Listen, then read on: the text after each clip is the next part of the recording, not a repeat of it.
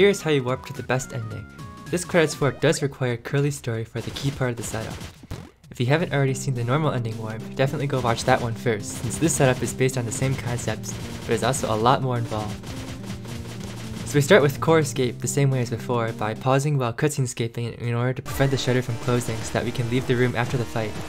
The post-fight cutscene sets a flag that changes what happens when we drown, which is what we'll be exploring to make all this happen. For this credits warp, we're going to want to drown in first cave.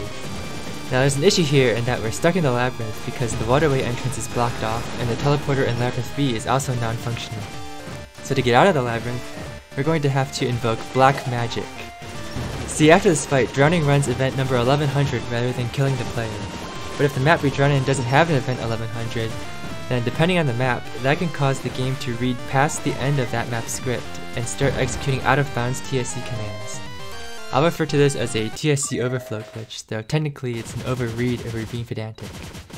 In any case, what exactly happens at that point depends on where we've been previously. So first we want to save right here so that we can reload back into this room later.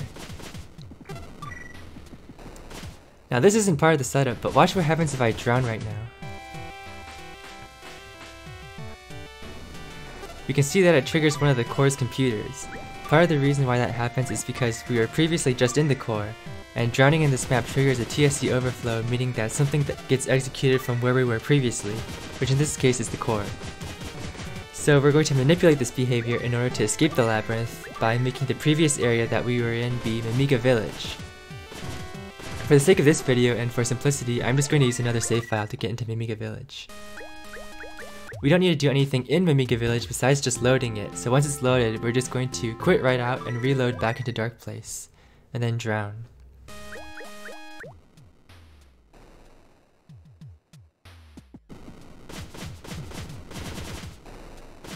So now when we trigger the TSC overflow, something from Mimiga Village will get executed instead of something from the core. That thing happens to be the door to first cave. So that's Labyrinth Escape.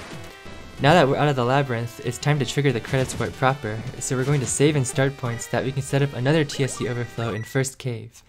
For this, we're going to have to run Curly Story's normal ending. And again, for this video, I'm just going to use another save file for that.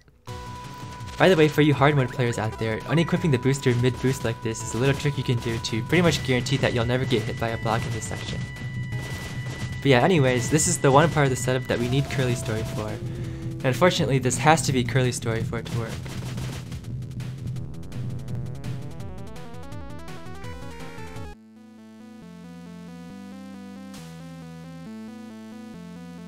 So we're going to quit out after the island falls.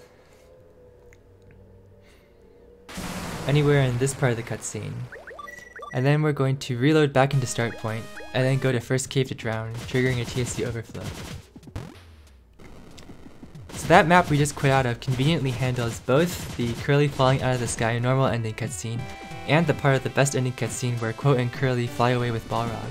So that's actually what will end up getting executed here. In the meantime, you can try sniping some of these enemies. It's actually kind of tricky.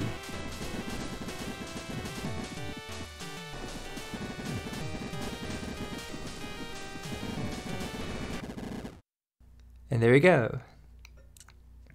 Close. Such a narrow escape. I thought I was scrap metal this time. You're not scrap metal, Curly, but Quote probably is at this point.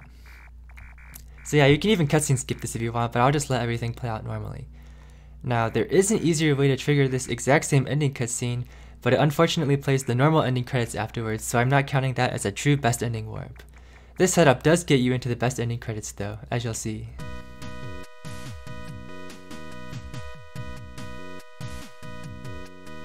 So yeah, that's the basic gist of things.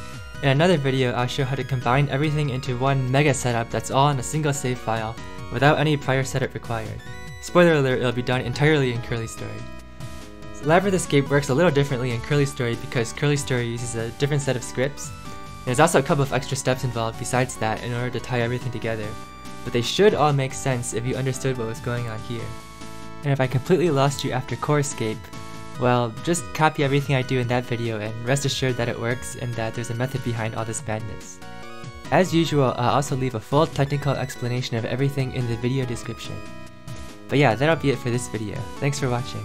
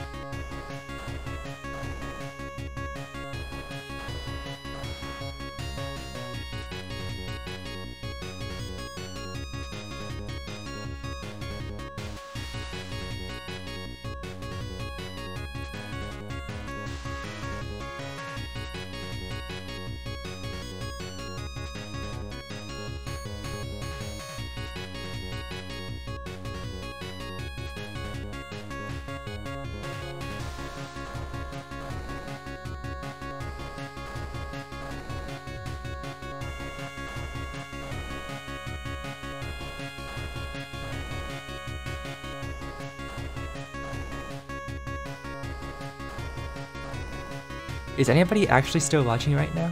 Claim your brownie points in the comment section below if you are.